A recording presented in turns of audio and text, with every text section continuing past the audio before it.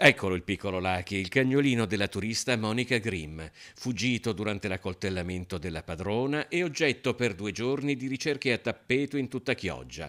Ripresasi dall'aggressione, uno dei primi pensieri di Monica era stato proprio per lui. Non tornerò in Germania senza Lucky, aveva detto al sindaco Mauro Armelau dal letto di ospedale. E Lucky è ricomparso nel giardino della casa di riposo di Chioggia. Gli operatori che smontavano praticamente dalla notte lo hanno visto in quell'angolo del nostro giardino e quindi insomma sono stati molto attenti perché tutti si erano È stata mobilitati una cercando. mobilitazione Sì, enorme. sì, ma tutti erano attenti, tutti parlavano insomma di questo animale che si cercava e quindi ha trovato rifugio qui, probabilmente comunque un posto relativamente tranquillo e gli operatori sono stati molto attenti e bravi, ecco, ad Anche perché era accorgersi. spaventatissimo. Sì, era spaventato, era proprio lì in angolo. Nelle 2 giornate di fuga, Lucky ha girovagato in un'area d'al raggio di poco più di mezzo chilometro. Per ritrovarlo si erano alzati in volo anche dei droni e proprio da un'osservazione dall'alto, per quanto casuale, da una finestra dello stabile, è stato avvistato e riconsegnato alla sua famiglia.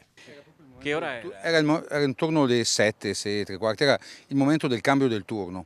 Quindi L'ho c'è visto stato un dalle po' di finestre. movimento. Dalle finestre qui proprio della nostra struttura hanno notato questo cane, insomma, che era E a lì quel in punto hanno angolo avvisato le e forze. subito hanno avvisato l'APA e chi è venuto a curarlo, insomma, a prenderlo.